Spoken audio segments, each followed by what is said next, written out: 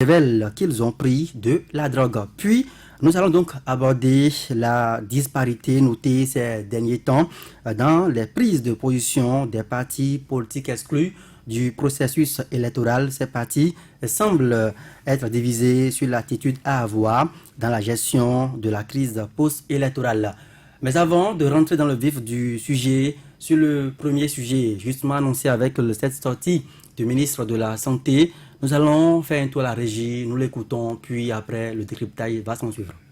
Béninoises, Béninois, chers compatriotes, chers amis de la presse, les opérations électorales dans le cadre des législatives du 28 avril 2019, qui se sont d'une manière globale bien déroulées, ont toutefois été émaillées par des actes de vandalisme et d'agression physique perpétrés par endroits le jour du scrutin et les 1er et 2 mai 2019 par des individus incontrôlés. Ces actes se sont soldés par des dégâts sur les plans matériels et humains. Les structures sanitaires de notre pays qui ont été sollicitées pour la prise en charge des blessés ont répondu avec promptitude et efficacité dans l'octroi des soins adaptés aux différentes lésions objets de leur sollicitation. C'est le lieu de féliciter tous les agents de santé qui ont répondu présents à l'appel. Il est important de souligner que devant un certain nombre de constats, notamment l'absence de sensibilité à la douleur et l'incohérence des propos chez certains des cas reçus dans les formations sanitaires, des analyses toxicologiques ont été réalisées sous contrôle judiciaire. Ces analyses ont permis de mettre en évidence la présence formelle de la delta 9 tétrahydrocannabinol, qui est la substance active du chanvre indien. Je profite de ce message pour rappeler aux populations les dangers liés à l'usage des stupéfiants en général et du chanvre indien en particulier. L'usage courant de cette drogue est à l'origine, entre autres, de troubles de la vigilance, d'agressivité incontrôlée et peuvent même à terme déboucher sur des troubles psychiatriques. Je lance un appel aux populations afin qu'elles évitent de suivre sans une analyse rationnelle des meneurs qui peuvent être, comme dans le cas présent, sous l'effet de substances psychotropes. Je voudrais pour terminer vous rassurer que les services de santé sont à votre disposition et que le gouvernement s'attelle chaque jour à améliorer l'offre des services et des soins de qualité. Je vous remercie. Vigile avancé, c'est désormais clair que c'est les manifestants de Kadiaoun et du 28 avril dernier ont agi sous l'effet de la drogue. Non, moi je pense, pour dire les choses clairement, que le ministre a fait l'option, ou le gouvernement en général, l'option du cynisme. Pas plus que ça, c'est du cynisme, ce que nous venons d'entendre. On a vu par 2 fois déjà le Conseil des ministres se tenir et on a regretté, n'est-ce pas, qu'il n'y ait pas eu le moindre mot de compassion à l'endroit donc des familles éplorées, à l'endroit des blessés. Et quand on a annoncé, n'est-ce pas, cette sortie du ministre de la Santé, soi-disant pour un bilan humain. De bilan humain, moi personnellement, je m'attendais à ce que on nous dise combien de décès il a eu, puisque ce sont les centres de santé, les hôpitaux qui ont reçu ces personnes-là, combien de blessés on a eu.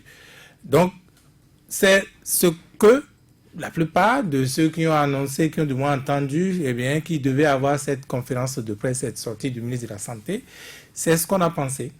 Et pour moi, c'était un rattrapage, n'est-ce pas, après les 2 conseils des ministres, sans mot de compassion, comme je disais, avec toutes les critiques, même jusqu'aux organisations de la société civile, d'habitude très réservées, qui ont déploré la chose, pour certaines d'entre elles, en tout cas, déploré la chose. Et puis, de bilan humain, voilà ce qu'on entend, on nous dit plutôt, le ministre justifie, n'est-ce pas, la barbarie perpétrée. Ces personnes, cette dame qui me revient encore en image, qui s'est vue tirer dessus, n'est-ce pas, c'est ce zème-là qui disait « Ah, oh, sauvez-moi, aidez-moi à aller à l'hôpital ». Il disait « je vais mourir ». On nous dit que ces personnes-là, entre autres, ont pris de la drogue. On justifie ça. Est-ce que dans un pays sérieux, un pays normal, disons, les gens, quand on prend de la drogue, il faut leur faire ce traitement-là. Est-ce que c'est ce qu'ils méritent? Parce qu'on a pris de la drogue, la loi... Il me semble que l'examen toxicologique a été réalisé sur les personnes qui auront été interpellées. Mais c'est ce que j'ai dit. Ça veut dire que... La dame qui est tombée, qui a trépassé, paix à l'âme de paix à l'âme de la On n'a dame. pas fait Les d'examen amens sur sur elle. Ni si ces là, je suppose. Vous supposez, je suis d'accord. Je suis d'accord. Peut-être que l'examen aura été fait, qu'on vous dirait ça. Vous avez entendu la dame vous dire que, enfin, du moins sa soeur vous dit que on a refusé de remettre le dossier médical à la famille. Et vous avez entendu la suite que quelqu'un serait venu payer dans tous les cas et que c'est une affaire d'État désormais, que ça ne concerne plus la famille. Ça veut dire quoi? Ça veut dire qu'il a comme une intention de maquiller les choses, d'effacer les choses.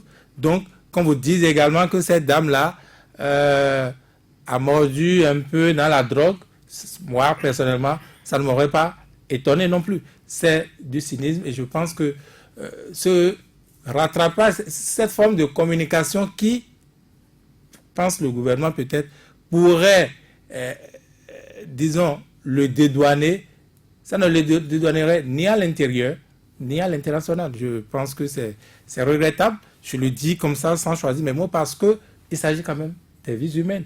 Il s'agit quand même de gouvernement, on a dit. Il s'agit quand même des services publics. Ce sont des autorités mandatées, n'est-ce pas, pour assurer notre sécurité. Quand vous entendez ces genres de choses, ça veut dire que on est loin du regret et que demain, ça peut recommencer. Demain, des gens peuvent tomber comme ça. Saturne Djassou, le ministre de la Santé, Benjamin Humpati, n'a pas inventé, puisque le Conseil des ministres lui-même avait déjà parlé d'individus mal intentionnés, incontrôlés, incontrôlables. Et ça a été repris en cœur par les soutiens du régime. Cette fois-ci, c'est la voie officielle. Après les examens toxicologiques, les substances toxiques et puis les stupéfiants ont été retrouvés dans le sang des manifestants. L'élément technique qu'évoque le ministre, c'est déjà qu'il y a eu des analyses qui ont été faites. Avant cette intervention, sinon avant même les analyses, peut-être ceux qui parlaient déjà avaient déjà les conclusions des analyses faites, disaient qu'il y a des drogués, qu'il y avait des drogués dans le rang des manifestants. Et lui, il vient nous dire, en tant que ministre de la Santé, il faut le préciser, ministre de la Santé, nous dire qu'effectivement, des analyses ont été faites. Il n'a pas parlé de certains des personnes interpellées. Peut-être que ça m'a échappé. Cela laisse supposer que c'est toutes les personnes interpellées qui ont eu droit à cet examen. Y compris les Béninois qui ont succombé. Peut-être la prise de sang a eu lieu avant. Pourquoi pas? Pourquoi pas? Ceux qui feraient cette analyse sont en droit de le faire. On ne pourrait les accuser pour ça.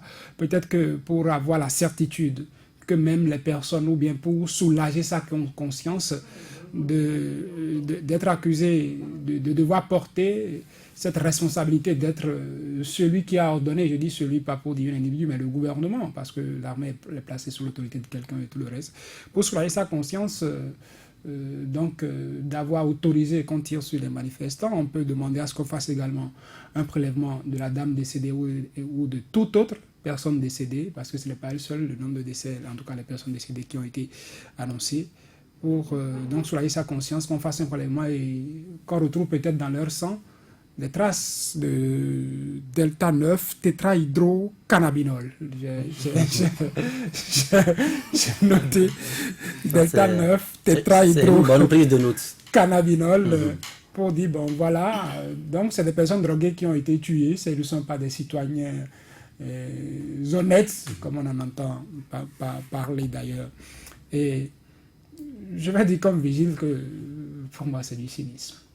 Cynisme, et au même moment, je me ravise parce que venant du gouvernement qui est resté dans une logique jusqu'ici, attendre du gouvernement qu'il fasse l'inventaire du nombre de personnes tuées, le nombre de personnes blessées, parlant du nombre de personnes tuées, c'est comme si vous demandez à l'auteur d'un meurtre de vous dire combien de personnes il a tuées. D'ailleurs, dit je fais le dénombrement, c'est reconnaître que c'est lui qui est à l'origine du meurtre. Et maintenant, venir vous dire encore un nombre, vous avez des raisons de douter. Vous dites, est-ce qu'il est sûr? Si c'est lui qui a ordonné qu'on tire, qui reviennent vous dire ça, encore qu'aujourd'hui la communauté internationale est vent debout par rapport à ça, parce que sous tous les cieux, c'est inconcevable, disent les gens, qu'on ordonne à l'armée de tirer sur une foule de manifestants, des manifestants qu'on pourrait dire à main nue, même si c'est à jet de pierre et autres, comparativement aux armes qui ont été utilisées, il y a vraiment un déséquilibre donc, dans cet usage de force. Moi, je disais que je me ravisais parce que le gouvernement se retrouve dans cette posture, c'est reconnaître tout ce qu'on lui reproche depuis, reconnaître que oui, c'est moi qui ai ordonné qu'on tire sur les personnes, oui, c'est moi qui suis à l'origine de ces morts, de ces blessés et tout le reste. Et si cette posture a été adoptée depuis le départ, il n'est pas étonnant qu'on entende le ministre venir pour faire évocation des blessés, rien que pour, en tout cas, juste pour prouver qu'il y a des analyses qui ont été faites sous contrôle judiciaire et qui ont révélé qu'effectivement, ceux qui ont été fusillés, disons les choses par le nom, tous ceux sur qui on a tiré, que ce soit à balles blanches ou à balles réelles, ceux-là étaient réellement des drogués. Un préfet est sorti la dernière fois et a parlé de ghetto. Je pourrais mettre bout à bout pour dire qu'ils sont sortis des ghettos et que tout le reste, ce ne sont pas d'honnêtes citoyens, ce sont des badauds. Nous sommes toujours dans la thèse et des arguments sont en train d'être avancés pour soutenir cette thèse. Alors, Ulrich Châtillon, nous n'avons pas vu le gouvernement s'incliner jusqu'ici devant la mémoire et l'âme des personnes disparues dans ces affrontements. La thèse des drogués continue donc pas à être alimentée et ce soir, le ministre est venu techniquement légitimer cette thèse finalement. Et c'est ce qui, moi, me dérange personnellement. Bon, je me demande jusqu'ici, finalement, quel est l'objectif de cette sortie. Pourquoi le ministre a fait donc cette sortie? Est-ce pour dire que ce qui s'est passé, que ce soit le 28 ou le 1er de mai dernier, tous ces événements sont peut-être l'œuvre des drogués, des gens qui ont perdu la raison, des gens qui ne savent peut-être pas ce qu'ils font. Je doute fort, parce que c'est vrai, on a déjà... On a parlé d'insensibilité à la douleur. Depuis quelques jours, il y a cette communication qu'on fait autour donc, de ces manifestants. Il y a des voix qui, sur les réseaux sociaux, parlent de mercenaires, des gens qui seraient venus des pays étrangers pour cette manifestation-là. Et des gens qui voient peut-être qu'il n'y a pas, c'est un groupuscule de citoyens ou peut-être des badauds comme d'aucuns l'ont dit sur ce plateau. Donc voilà, donc c'est pas des gens en qui on devrait faire confiance, c'est pas le peuple, c'est juste pour dire que c'est pas le peuple qui revendique ce qui lui est cher, c'est pas le peuple qui manifeste. Allez chercher ceux qui manifestent parmi ceux-là qui n'ont rien à voir avec ce pays, ceux-là qui ne pensent pas au développement de ce pays, ceux dont les intérêts ne sont pas engagés, ceux qui finalement sont hors la loi ou ne sont pas concernés par tout ce qu'on dit. Donc bref, c'est pour dire que ceux qui ont manifesté, ceux-là qu'on a pu arrêter, c'est des gens en réalité qui n'ont rien à voir à faire avec notre démocratie ou notre pays. Donc ils n'avaient en réalité rien à réclamer, rien de légitime en fait sous la main. Donc c'est dire que moi je conclus déjà à mon niveau que cette sortie, il ne fallait peut-être pas. Il ne fallait pas. Encore que c'est le ministre de la Santé. Vous avez plusieurs fois réclamé la vérité. Qu'on vous dise la vérité que veut le peuple aujourd'hui, la vérité dont le peuple aujourd'hui a besoin, c'est de savoir, encore que c'est le ministre de la Santé qui fait une sortie, combien de personnes on a retrouvées dans les hôpitaux. Quand on a dénombré ceux qui sont venus, que ce soit blessés ou que ce soit morts, combien sont venus dans les hôpitaux. En fait, pour évaluer un peu l'ampleur de la situation, ce qui s'est passé, pour même décourager les initiateurs ou décourager dans la mesure du possible. Vous attendiez à ce que le ministre vous dise, par exemple, tel nombre de personnes blessées, tel nombre de personnes décédées suite à une balle réelle ou pas, matraque. Non, même si on ne parle pas de balle réelle. Non, écoutez, on peut peut-être plus tard situer les responsabilités, on peut situer les causes de ces décès-là, mais qu'on nous dise aujourd'hui combien ont été soignés dans les hôpitaux, combien ont été pris en charge, qu'on nous donne, c'est des chiffres. Nous avons besoin des chiffres, qu'on évalue tout au moins ce qui s'est passé. Parce que la communauté internationale regarde également. Lorsque vous sortez et vous parlez des drogués, de ceux-là qu'on aurait arrêtés, c'est le ministre qui va... Vous voyez que ça devient... Bon, vous m'excusez peut-être le mot que je veux utiliser, ça devient un montage. ça devient une comédie. Non, bon, vous n'allez pas remettre en cause l'analyse toxicologique qui a été réalisée. Le ministre de l'Intérieur arrête des manifestants. Il fait appel à son homologue de la santé pour dire hey, monsieur le ministre, venez envoyer une équipe pour vérifier, pour voir si ceux-là ne sont pas, s'ils sont dans un état normal ou s'ils n'ont pas pris par hasard de ces produits-là, produits prohibés là. Mais je pense que c'est pas ce qu'on demande. Ce n'est pas ce qu'on demande. Mais en quoi ça vous gêne si on fait... Non, ça on peut, parce que je sais, ça dit, il y a une procédure judiciaire en cours. Voilà. Il y a une procédure judiciaire, d'accord, en cours. On peut faire cet examen-là.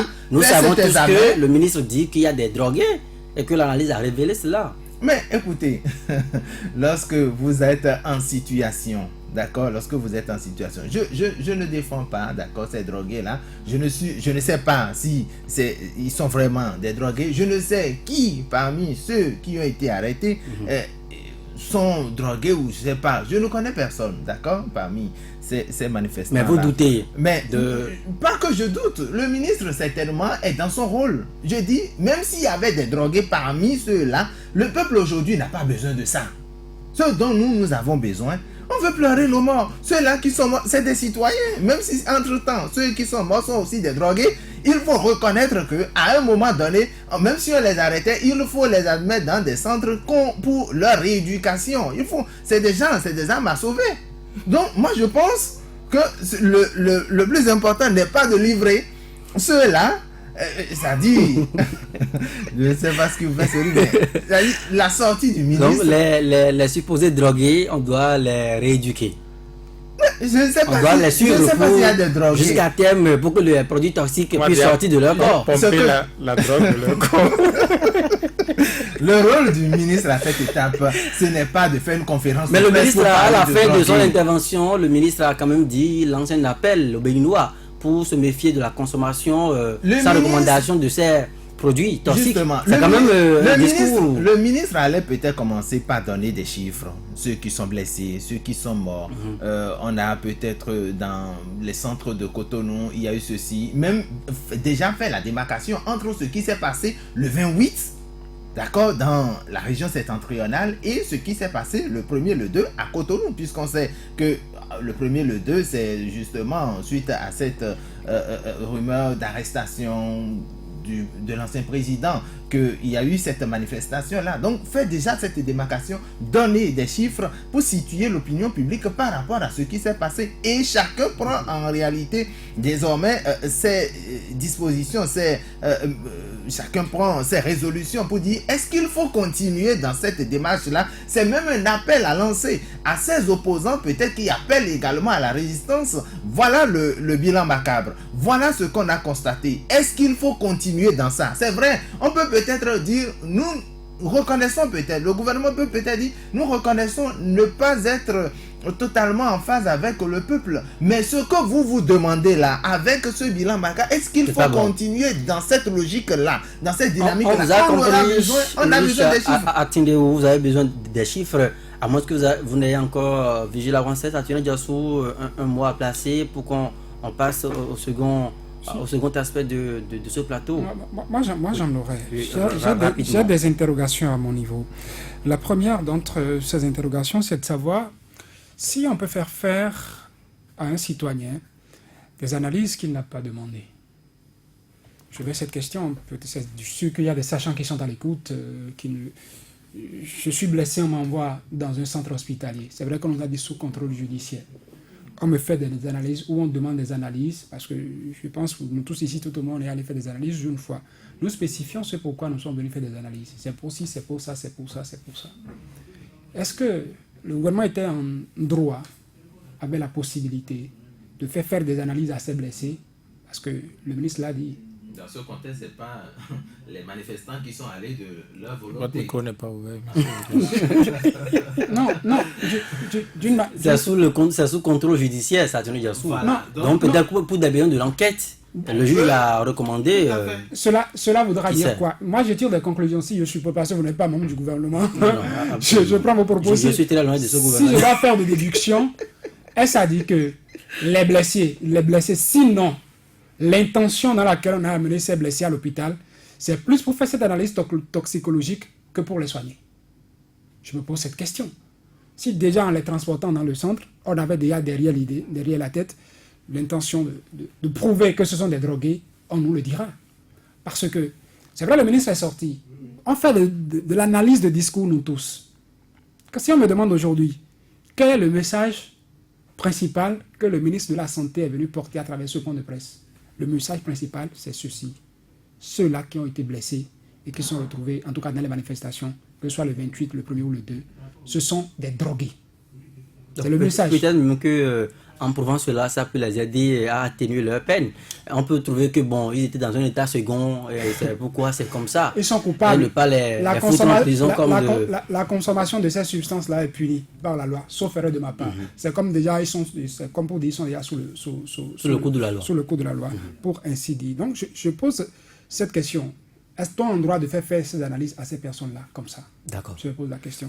Si vous permettez. Oui. Non, je crois que, en fait, cette sortie n'a pas livré toute sa vérité parce que là, je suis allé chercher le message pour inviter la presse à cette activité du ministre cet après-midi. Je donne lecture.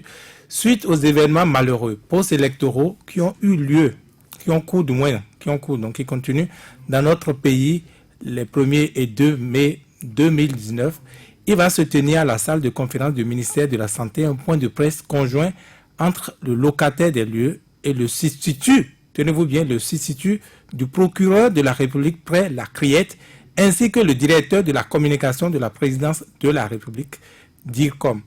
Autrement dit,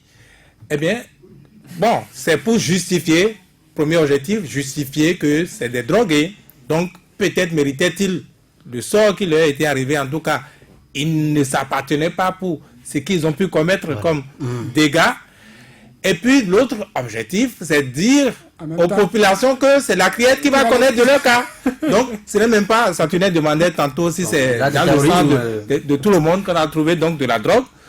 Même si on n'a pas spécifié, si vous êtes impliqué là-dedans, si vous n'êtes pas drogué, c'est que vous avez commis un drogué pour agir.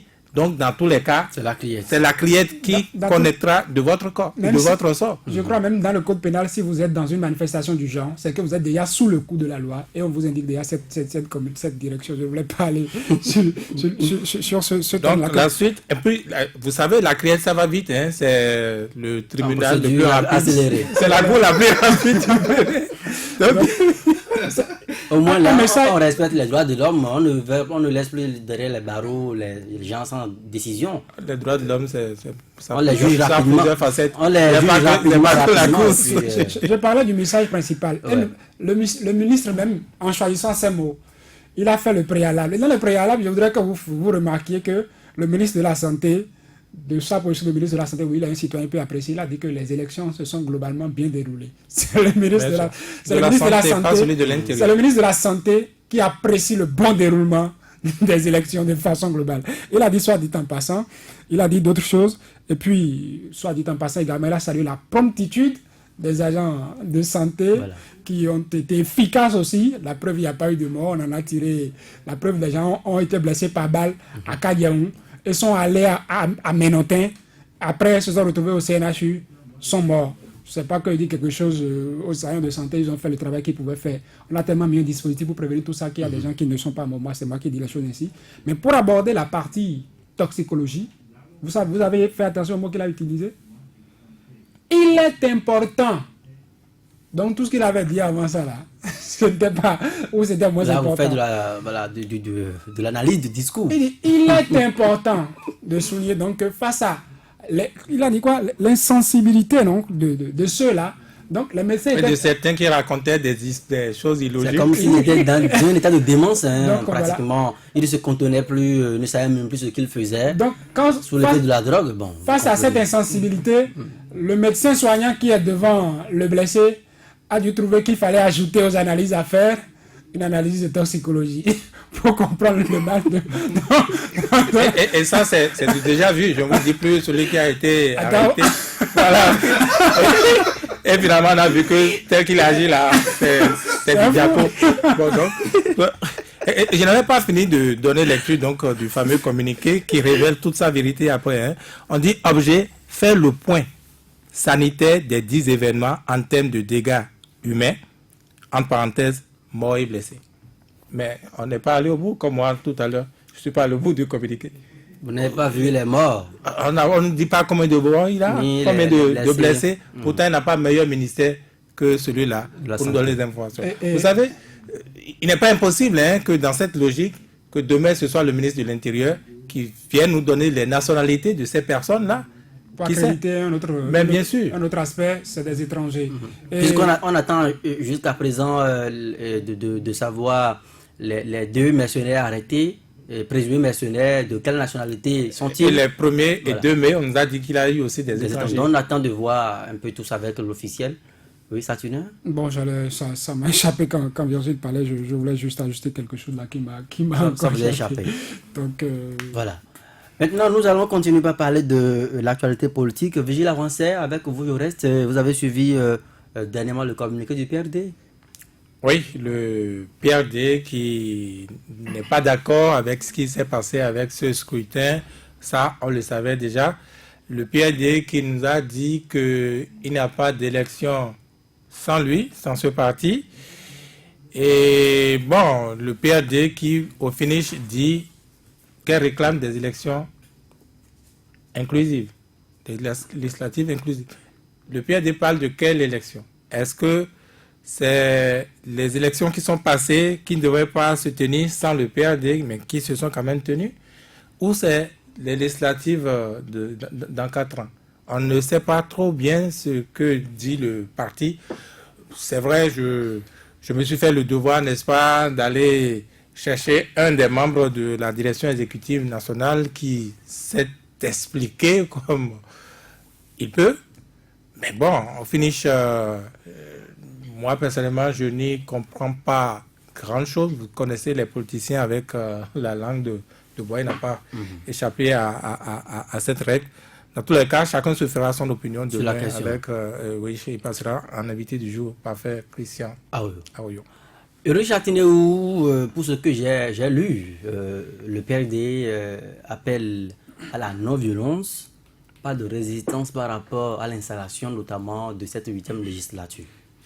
Oui, on a vu le PRD, et Vigile l'a rappelé tout à l'heure, un PRD qui disait qu'il n'y aura pas d'élection sans ce parti, bien entendu, le PRD, sinon les leaders du parti qui disaient donc qu'il n'y aura pas donc d'élection sans le PRD. On a vu plusieurs communiqués, on a vu plusieurs audios ou vidéos, tout au moins sur les réseaux sociaux, de ces mêmes leaders qui appelaient le peuple à ne pas sortir.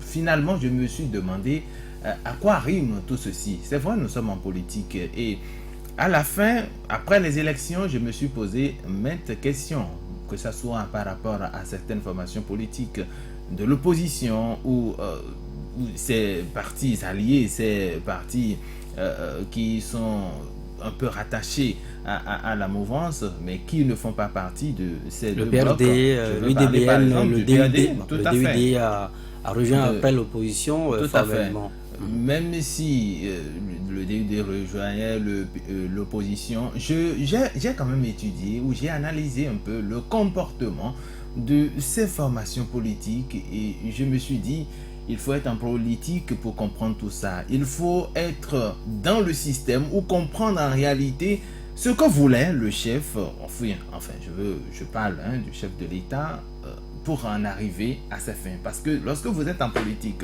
j'irai peut-être un peu plus clair, lorsque vous êtes en politique et vous savez que vous aurez des embûches, des difficultés, des défis à relever sur le chemin, vous préparez tout un arsenal de plans avec vous. Il y avait plusieurs, la stratégie était tellement élaborée que rien ne pouvait en réalité empêcher cette élection du 28 avec les deux formations politiques. Rien. Et j'en veux pour preuve cette réaction, par exemple, vous venez par exemple de citer le cas du PRD. Le PRD qui on sait que c'est son leader, le président de l'Assemblée nationale. Et le président de l'Assemblée nationale, on l'a vu dans son rôle. Il disait, lorsque le chef de l'État avait demandé qu'on aille au Parlement pour trouver un consensus, il a dit, moi j'ai un calendrier à suivre, j'ai devant moi un objectif à atteindre. Trouver le consensus parce qu'il faut au plus tard le 15 mai, je crois le 12 mai, il disait à l'époque, il fallait organiser les élections. Voilà. Quelqu'un qui était clair, lucide, qui avait un objectif et qui devrait aller loin. Mais on a constaté que... N'est-il plus lucide aujourd'hui? Non. Ne lui prêtez pas des mots. Ça tient déjà sous. Ça sent de conjugaison qui... Non. Oui, bon, d'accord. Quelqu'un qui était lucide. Non, voilà, il parce était. que aujourd'hui, moi, je suis un peu confus. C'est pourquoi j'utilise... Vous êtes confus. Je suis confus par rapport à sa position. Parce que je me suis dit, quelqu'un qui... Au départ. Vous avez des examens à passer, des examens psychologiques. D'accord. Peut-être après l'émission. Oui, continuez. Donc, quelqu'un qui a trouvé qu'il fallait aller vite, trouver le consensus, et qui, après cette rencontre de la commission paritaire, fait le tour désormais des hommes politiques et revient, et on constate que c'est parce que lui, président de l'Assemblée, il a retiré la proposition parlant donc de la modification de la Constitution qui a eu échec donc de ce consensus-là. Je me pose plusieurs questions. Lesquelles, par exemple? Oui. Est-ce que, en termes clairs, est-ce que vous soupçonnez Yuri Chatiné ou Maître Adrien Hongbeji d'avoir partisé avec ceux qui voulaient l'échec du consensus au Parlement? Je ne l'ai pas dit. Même non, si je pense à je ça. vous pose la question. Vous pensez à ça? Bon, vous venez de le dire. Bon, d'accord. Sinon, comment comprendre cette position-là? Non, on sait que l'installation des députés, c'est quand même à l'Assemblée. Mais qu'est-ce qui vous gêne dans cette posture? C'est à Porto Novo, j'allais dire. Oui, mais quand il dit pas de violence, c'est normal. Oui. Pas de violence. Et nous sommes d'accord. Pourquoi? La violence ne cède à rien. D'ailleurs, les violences sont... On a tout le temps appelé à la paix. Tout à fait. La violence est l'âme des faibles. Maître Adrien Hongbeji, certainement, a suivi l'appel des pasteurs non violents. Mais quelqu'un qui a dit qu'il n'y aura pas d'élection sans son parti et qui aujourd'hui dit, écoutez, laissez tout. Dieu va juger. Non, il n'a pas dit laisser tout. Non, c'est un peu comme ça. Moi, j'interprète en fait le communiqué du PRD. C'est lui qui interprète. C'est une manière de dire, écoutez, remettons-nous à Dieu. Il y a encore de l'avenir pour notre parti et peut-être dans 4 ans, dans 5 ans, nous allons peut-être sortir encore la tête. Mais c'est un peu comme ça. Satuné Diassou, est-ce que vous voyez cette posture du PRD sous ce même prisme-là? Non, pas du tout. Je ne suis pas comme le PRD, je ne suis pas. Si je disais, je ne suis pas comme le PRD. Ce que va sortir par la suite peut prêter à confusion. Donc, comme le PRD, je ne suis pas promoteur de la violence. Voilà. Si je disais, je ne suis pas comme le PRD, promoteur de la violence, c'est comme si le PRD, ça pourrait prêter à ambiguïté. Le PRD ne fait pas la promotion de la violence. La violence, elle, est à éviter sous toutes ses formes. Qui fait la promotion de la violence. Et là-dessus, je ne saurais jeter quelconque pierre au PRD. L'autre aspect sur lequel je peux faire des analyses autres sur le comportement du PRD, c'est que d'abord je fais la différence entre Adrien Hongbeji, le président de l'Assemblée nationale, qui a reçu le mandat du président de la République au soir de cette rencontre, je crois, du 6 mars, pour donc retourner à l'Assemblée nationale, réunis, opposants et mouvanciers autour d'une table de négociation afin qu'on ait un consensus. Et Adrien Hongbeji, président du Parti du Renouveau démocratique. Les deux sont un, mais dans différentes postures, comme j'ai commencé par le souligner. À l'Assemblée nationale, on a vu le médiateur, si je peux l'appeler ainsi, le président de l'Assemblée nationale, faire fi de son rôle de président du Parti du Renouveau démocratique au point de dire « Mon parti ne va pas déposer de proposition pour qu'on aille en plénière parce que je suis déjà là. C'est pour que les rôles soient séparés. » Première démarcation. Après la rencontre des présidents d'institutions à l'issue de laquelle on a entendu le médiateur de la République dire qu'on a acté pour la poursuite du processus. Là, on s'attendait à écouter plutôt le président du parti du Renouveau démocratique, parce que son parti a été exclu des législatives. Mais le PRD nous a laissé sur notre faim, sur notre soif. Pas qu'on souhaite qu'il se retrouve d'un côté, mais qu'il se prononce tout au moins sur ce qui se passe, sur sa position. C'est pas difficile d'avoir une voix du PRD qui pourrait parler au point que c'est finalement Arimi Choubadé, notre cher ami, qui était arrivé en studio pour devoir répondre au nom du Parti du Renouveau démocratique à nos interrogations. C'est comme si le parti ou le président du Parti du Renouveau démocratique ne veut pas, pour le moment, assumer une position qui paraît quand même évidente compte tenu de l'évolution des événements. Donc, on a vu le communiqué du PRD. Oui, on s'est limité à ça. Mais quand vous sortez un communiqué, on vous appelle pour dire parler après ce communiqué, vous dites non. Lorsque, avant les législatives, à la veille des législatives, vous tenez une séance, et à l'issue de la séance, vous déclarez, vous demandez aux militants de ne pas, sauf erreur de ma part, de ne pas aller voter, de rester chez eux.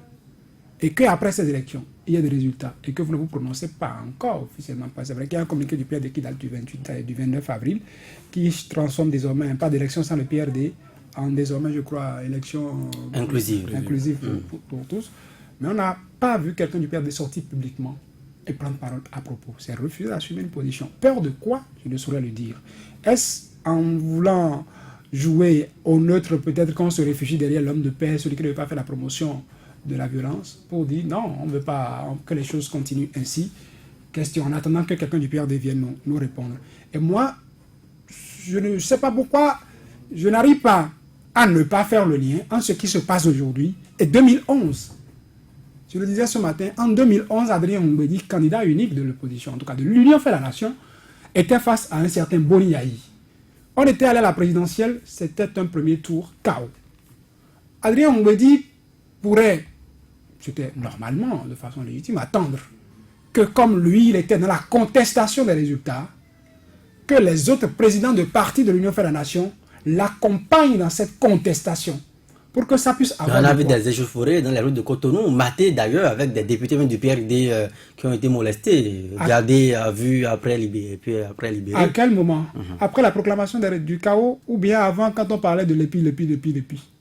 C'était, je pense, au moment de l'épi qu'on a connu ça. Je crois le député à Cotillon. Absolument, c'est à lui, c'était quand on faisait... On parlait l'épi, c'était pas après le chaos. Donc, Adrien Mbedi a été, j'utilise le terme, abandonné. Alors que lui, juste après le premier tour, il espérait un second tour, il a commencé par faire le tour, il était allé voir, je crois, le candidat Aboulaye Biochane et bien d'autres à l'époque. Mais on n'a rien entendu comme contestation, outre mesure, outre la voix d'Adrien Mbedi qui parlait. À Porto-Novo, je crois, des militants sont sortis, on les a chopés, on est allé les déposer. On a vu des chats qui ont pris d'assaut la ville de Porto-Novo. Et tout ça. Et si aujourd'hui... Un chat Wando, un chat à l'entrée de... Et si aujourd'hui, on se retrouve en situation où lui, au moins, son parti est reconnu à le certificat de conformité. Existe encore.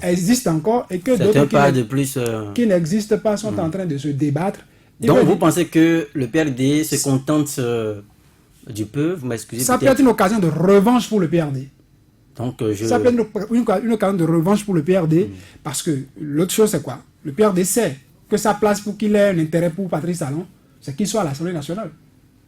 Être maître, truc là, qu'est-ce que le pouvoir fait avec ça? C'est pas par les mairies que le pouvoir va prendre pour réviser la Constitution et autres, c'est pas l'Assemblée nationale. Et s'il n'est pas à ce niveau de décision, il compterait peu pour ça. Peut-être qu'il y a d'autres promesses encore qui sont faites, on ne saurait le dire, chacun fait ses analyses. Vigile Avancé, le PRD promoteur d'une paix dans ces conditions, est-ce que vous liez forcément le vécu personnel de Maître Adrien Mbedi, candidat malheureux en 2011, certainement pas soutenu par d'autres dans la contestation. Aujourd'hui, il joue à la sagesse ou, vous le voyez, il prépare sa retraite, il ne veut plus se livrer dans des combats aussi assez. Non, je crois que ce n'est pas écarté. Ce n'est pas à écarter. Quand vous avez vu certaines postures de Maître Adrien Mbedi ces derniers temps par rapport à l'actualité, par rapport, je vais ramener, par rapport au peuple béninois, vous vous demandez s'il ne dit pas que, bon, je me suis proposé à vous, 1 fois, 2 fois, 3 fois, 4 fois pour être président.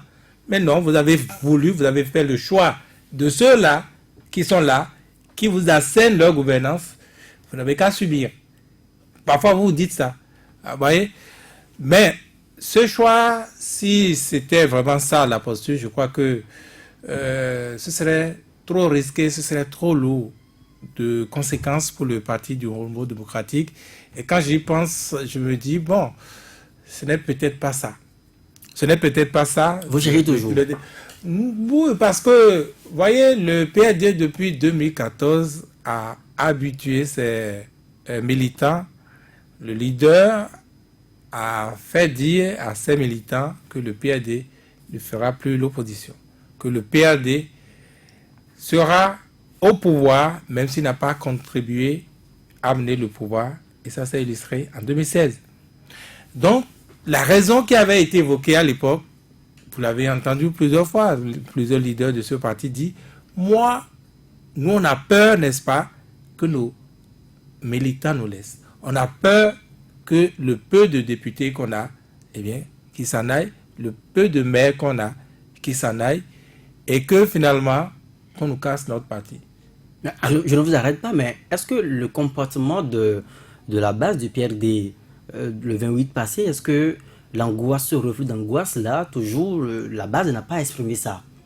En boycottant les élections, par exemple, la base envoie un message au PRD pour dire, je suis contre ce que c'est fait. Non, le PRD n'a jamais demandé d'aller voter le 28 avril dernier. Donc, on peut dire que la base du PRD a suivi ce que les leaders, ce que la direction exécutive a décidé. Et donc, je parlais donc de cette option qui pourrait être suicidée parce que aujourd'hui, c'est vrai, le PRD officiellement ne s'est pas encore démarqué du pouvoir, mais ce serait là tout le problème. Ne s'étant pas démarqué du pouvoir, malgré, disons, cette gifle, malgré ce camouflet-là, eh bien, vous comprenez qu'il ne peut pas, en toute indépendance, se déterminer comme beaucoup attendent, s'aligne au même titre que les partis de l'opposition dans la résistance, dans la résistance forte, de mon point de vue. Mais cette position de ni mammifère, ni oiseau, cette position de chauve-souris risque bien de lui jouer de tout parce que, eh bien, dans tous les cas, ce qui est arrivé, si c'est une injustice, eh bien, ça risque de se répéter. Déjà pour les communales à venir en 2020, l'année prochaine, c'est à côté. Et peut-être pour 2021, bon, on me dira que le leader est fort clos. Et donc, l'érosion risque de continuer. Est-ce que c'est déjà la politique après moi, c'est le déluge au PRD? Non, ça, c'est si le PRD reste fidèle à ce qu'il dit, à son mot d'ordre. Il faut des élections pour tous. Mais il n'est pas impossible également que le PRD, toujours dans la logique de je suis au pouvoir, je n'ai pas appelé à la violence, donc on doit pouvoir me le récompenser. Patrice Talon me doit beaucoup parce que, eh bien, volontairement ou involontairement, je l'ai quand même aidé. Nous avons contribué à ce qu'il ait ses 83 députés. Cela peut se traduire par, eh bien, un remaniement ministériel où vous allez retrouver le PRD bien représenté. Par exemple, ce n'est pas impossible. Et ces gens d'accords, ces gens de contrats, ce n'est pas au marché Wando, ce n'est pas au marché à Rangbo que vous allez découvrir ça.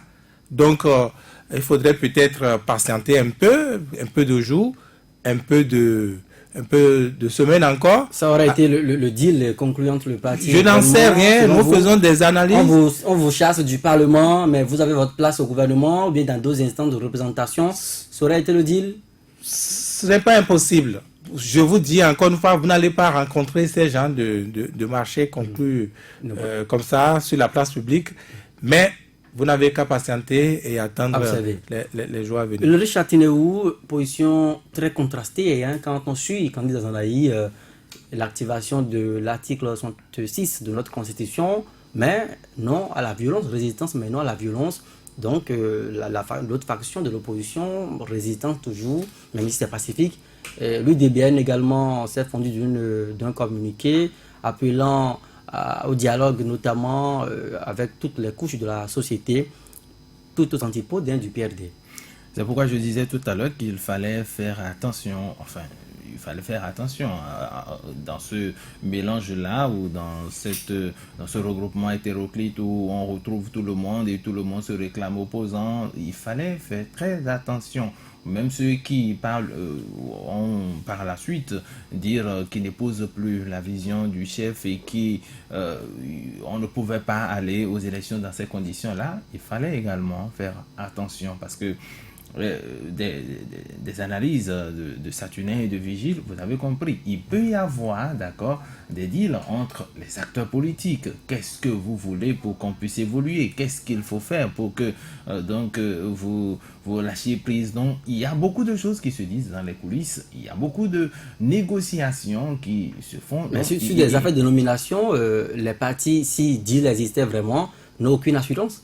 Si vous n'avez pas pu prendre part aux élections, qui sont des élections légales, constitutionnelles, pour un pouvoir de nomination qui n'appartient qu'au chef de l'État, vous pouvez être dupé.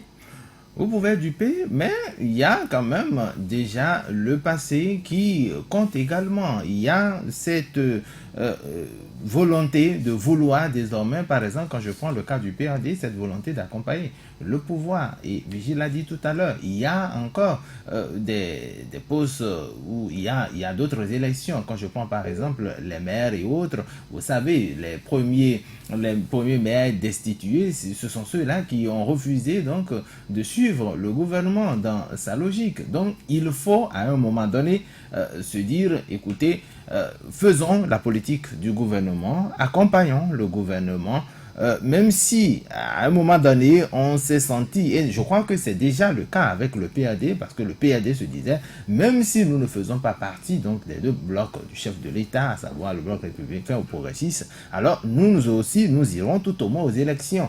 Nous réclamons toujours de cette mouvance, mais nous irons aux élections. Mais une fois écartés, ils ont compris. C'est déjà quand même, je dirais, une fausse note qui s'est glissée donc dans les négociations. Mais c'est des choses en politique qu'on peut toujours corriger. Il peut penser les plaies, Patrice Talon, Maître Adjon Béji, vont penser les plaies. Naturellement. Et prochainement, on verra le PRD en pompe au cours des élections communales avec des maires. Justement parce que d'abord le PRD a son certificat de mise en conformité. Donc existe encore les bases. Ça ne va pas être aussi facile parce que allez voir les communes d'Adjoun, d'Avrancourt, d'Apromis-Traité et même de Porte-Nouveau. Si ce n'est pas progressiste qui compte, n'est-ce pas, occuper le premier rang, c'est républicain. Donc ça ne va pas être non plus des cadeaux qu'on va jeter au PRD. Le parti n'a pas de loin de là. député. Donc les négociations, si eh bien, cette piste était sérieuse, eh bien, c'est toujours à la tête et sur la tête des militants. Des militants, tout simplement. Le gros gagnant, vous pouvez le deviner. J'ai fini l'émission avec vous, rapidement, ça tourne en une minute. Un mot sur les négociations dont vous parlez, oui, à la suite de Vigile, pour dire que sans oublier qu'actuellement, en 2020, nous aurons des élections municipales, communales et locales, mais qu'il y a des conseils communaux dans lesquels républicains et progressistes, parce qu'il y a eu des conseils des débauchages, des migrations sont déjà en concurrence avec ceux qui sont les frères ennemis. Et nous sommes dans une atmosphère aujourd'hui où le régime, le président de la République est en train d'envisager un renouvellement de la classe politique. Donc pour les communales, on ne va pas s'attendre à ce que... À la Ouattara, vous voulez dire, avec un grand parti fort. Avant de le dire, que progressistes et républicains se disent, bon, nous sommes allés derrière les législatives, on laisse le terrain aux autres, au PRD par exemple, ça ne va pas être comme une lettre à la poste, ça ne va pas être facile. Parce que en politique, on peut vous accepter quelque chose aujourd'hui, on vous dit, on vous donnera ça demain. Et demain, vous verrez que ce qu'on vous a promis aujourd'hui, on ne vous donnera pas. Et pour finir, comme pour relever cette incohérence dans les comportements de militants, de membres de PRD, et peut-être la position non assumée encore du président du parti, c'est quoi? C'est que après, récemment, quand on a commencé par interpeller les gens, un député, pour ne pas dire une députée PRD, l'honorable, non, pas du tout, il va tout en Inglés, est descendu au marché devant toi avec des militants pour dire élection inclusive, législative inclusive. La police est arrivée à embarquer l'honorable avec le chef quartier. Et son slogan. Et son slogan au commissariat devant le procureur sous convocation, on les a relâchés. Et quand vous écoutez les militants PRD, certains membres PRD, vous voyez, vous écoutez le président, vous vous dites que bon, il y a des phasages entre les positions. Parole de Saturne Diassouf, merci à vous d'être passé ce soir. Ulrich Chatinéo, Vigile Avanceur. Ainsi va la vie politique au pays. On se retrouve encore demain pour un autre numéro de votre émission, l'intégrale.